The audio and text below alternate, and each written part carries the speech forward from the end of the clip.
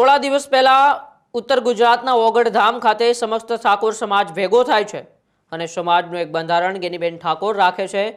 સાથે સાથે લગભગ 30 થી 40 હજાર જેટલા ઠાકોર સમાજના વડીલો અને યુવાનો પણ ત્યાં ઉપસ્થિત હોય છે અને આ બધાની હાજરીની અંદર લગભગ 2 લાખ લોકોની સહીવાળા એક બંધારણનું ઠાકોર સમાજ અમલીકરણ કરે છે, જેમાં ચાલતા કુરિવાજો, યુવાનો જે વ્યસન પાછળ આજે જાય છે તેને બંધ કરવા માટે એક ठोस બંધારણ એ ઠાકોર સમાજ રજૂ કરે છે અને ઉત્તર ગુજરાતના લગભગ 3 જિલ્લાઓના 27 તાલુકાના લોકો ત્યાં ઓગળધામ ખાતે એકઠા થાય છે। આમ તો ઓગળધામ એ સમગ્ર ઠાકોર સમાજને આસ્થાનું કેન્દ્ર છે, એટલે ત્યાં ઉત્તર ગુજરાતની અંદર તે બંધારણ અમલીકરણમાં આવ્યું, પરંતુ હવે ઠાકોર સમાજ મેદાને છે અને ઠાકોર સમાજ ઉત્તર ગુજરાત બાદ હવે સૌરાષ્ટ્ર સુધી પહોંચ્યો છે અને અલ્પેશ ઠાકોરની અધ્યક્ષતામાં, એટલે કે ઠાકોર સેનાના જેઓ પ્રમુખ છે અને ગાંધીનગર દક્ષિણના ધારાસભ્ય છે, તે અલ્પેશ ઠાકોરની અધ્યક્ષતામાં હવે ઠાકોર સમાજનું એક મહાસંમેલન અને એક શક્તિ પ્રદર્શન એ સૌરાષ્ટ્રની અંદર પણ યોજાયું હતું। ધોરાજી ખાતે ઠાકોર સેનાનું મહાસંમેલન યોજાયું।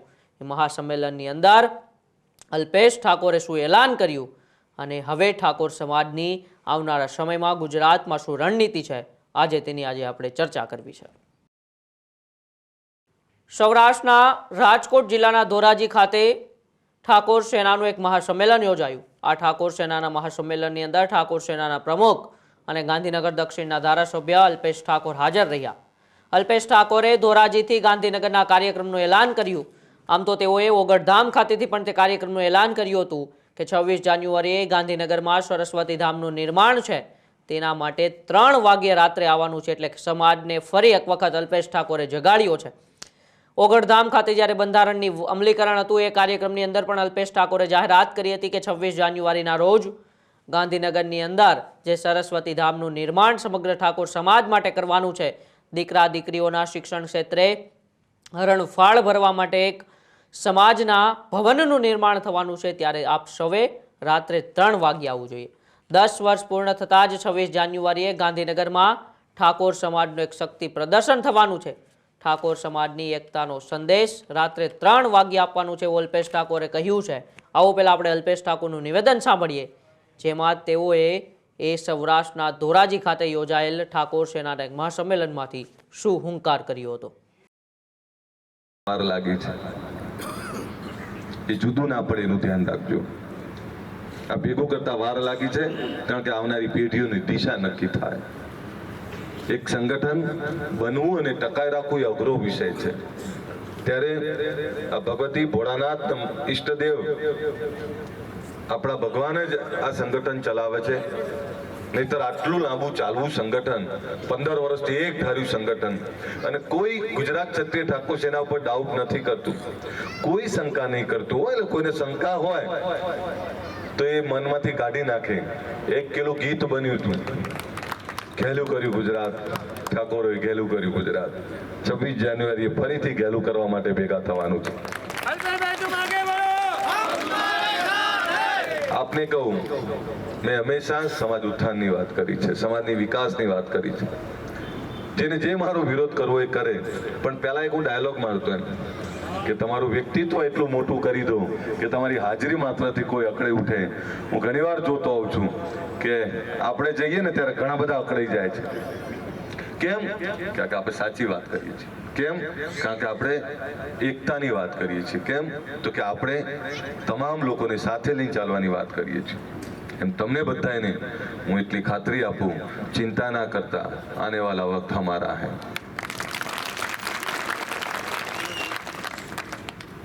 જઈશ તો નહીં સીધું કાર્યક્રમો 7:30 થી સાંજના 7 વાગ્યા સુધીના કાર્યક્રમો છે। એટલે મેં હિતેશબેન કહ્યું, મેં થોડું ઝડપ કરજો। 26 જાન્યુઆરી આ 10 વર્ષ પૂરા થાય છે। 26 જાન્યુઆરી 2015 લાખો સમાજના લોકો આપણા ભેગા થયા અમદાવાદના GMDC માં। એક એવી સમાજની પ્રચંડ એકતાનો પરચો બતાવ્યો આપણે બધાએ, ના ભૂતો ના ભવિષ્ય ક્યારે આટલી મોટી સંખ્યામાં ભેગા નહોતા થયા। એવું જ બીજી વાર 26 જાન્યુઆરી 2026 રાતના 3 વાગે, એટલે 26ની રાત ને 27ની સવાર, રાતના 3 વાગે એક સભા બોલાઈ। એટલે બધાએ મને પૂછ્યું કે રાતના 3 વાગે કેમ? મેં કીધું 2-3 કારણો છે. એક તો રાતના 3 વાગે કોણ ભેગું થાય? જ્યાં વિચારધારા, જ્યાં એકતા હોય. આ સમાજની એકતાને પરખવા માટેનો આ 3 વાગે બોલાયા છે, એકતાની તાકાત બતાવવા માટે કે આ સમાજ કેટલો એક છે. રાતે 3 વાગે ભેગા થાવ પછી તમને કોઈ સવાલ નહીં કરે કે તમે કેટલા એક છો. પછી તો એવું જ કહેશે કે વાહ ક્યા બાત છે. અને આજે બીજા સમાજો એવું કહે છે કે આ 3 વાગે છે ને અમારે આવું છે. તમને ઘણા સમાજો કહેતા હશે કે ભાઈ અમારે આવું છે. એવું તો શું છે રાતના 3 વાગે? રાતના 3 વાગે વિચાર મુકાય, રાતના 3 વાગે સમાજની એકતાનો પરચો મુકાય. અને 27ની સવારે એક એવા શિક્ષણ ભવનના ઉદ્ઘાટનની વાત કરું છું જે આખા ગુજરાતમાંથી આવતા દીકરા દીકરીઓને સારું પ્લેટફોર્મ મળે, આવનારી તકો ઉપલબ્ધ થાય, સરકારી યોજનાઓ નક્કી થાય, સરકારી યોજનાઓની અમલવારીની વાત હોય, જ્યાં બેસી એક એવું સરસ્વતી ધામ જ્યાં સેના ભવન, જ્યાંથી સમાજનો સંદેશો છૂટે, તમામ સમાજના ત્યાં શૈક્ષણિક ભવનો છે, તો ત્યાં પણ એક આપણું એવું ભવન બને જે ભવનો બેસી શિક્ષણ, સમાજ અને તમામ દિશાઓની વાત થતી હોય. અને એના માટેનું આમંત્રણ આપવા માટે આવ્યો છું. આવશો ને બધા? પછી એવું થાય ને રાતે 3 વાગે કોણ આવે? એવું નહીં થાય ને? પાકું આવવાના હોય તો તાળીઓ પાડો બધા, બે હાથ ઊંચા રાખીને. અલ્પેશ ઠાકોરે કહ્યું કે ઠાકોર સમાજની દિશા એ શિક્ષણ નક્કી કરશે અને શિક્ષણ એ સરસ્વતી ધામ દ્વારા આપવામાં આવશે. એકતા, શિક્ષણ અને શક્તિ પ્રદર્શન એ ગાંધીનગરમાં થવાનું છે તેવું અલ્પેશ ઠાકોરે કહ્યું હતું. તો હવે ધીરે ધીરે અલ્પેશ ઠાકોર અને ઠાકોર સમાજ એ ઉત્તર ગુજરાતથી લઈને સૌરાષ્ટ્ર સુધી પહોંચ્યો હતો. જ્યારે અમારી વિશેષ રજૂઆત ગર્જનાદમાં પણ અલ્પેશ ઠાકોરને પૂછવામાં આવ્યું હતું કે શું તમારું જે આગળની રણનીતિ છે આ બંધારણને લઈને તે ફક્ત ઉત્તર ગુજરાત પૂરતું છે, ત્યારે પણ અલ્પેશ ઠાકોરે જવાબ આપ્યો હતો કે નહીં, સમગ્ર ગુજરાતની અંદર આવનારા સમયમાં એ ઠાકોર સમાજને જાગૃત કરવાનું, ઠાકોર સમાજના યુવાન યુવતીઓને શિક્ષણ તરફ વાળવાનું કામ એ ઠાકોર સમાજના આગેવાનો કરવાના છે. હવે તેને લઈને જ ઠાકોર સેનાએ પણ આ કામગીરીમાં પોતાનો સહયોગ આપ્યો છે. અને અલ્પેશ ઠાકોરે એક મહાસંમેલનનું આયોજન એ ધોરાજીની અંદર થયું, તેમાં અધ્યક્ષ સ્થાને તેઓ રહ્યા હતા. અને ત્યાંથી ગાંધીનગરની અંદર 26 જાન્યુઆરીના રોજ જે 3 વાગ્યે રાત્રે બોલાવવાની વાત ઓગણધામ ખાતેથી કરી હતી, તે જ વાત તેમણે ફરી એક વખત સૌરાષ્ટ્રના ધોરાજી ખાતે મૂકી હતી. કારણ કે સરસ્વતી ધામ એ ગુજરાતના ઠાકોર સમાજના યુવક યુવતીઓના શિક્ષણ ક્ષેત્રે આગળ વધવાનો એક મહત્વનો ભાગ ભજવવાનું છે તેવું અલ્પેશ ઠાકોરે કહ્યું હતું.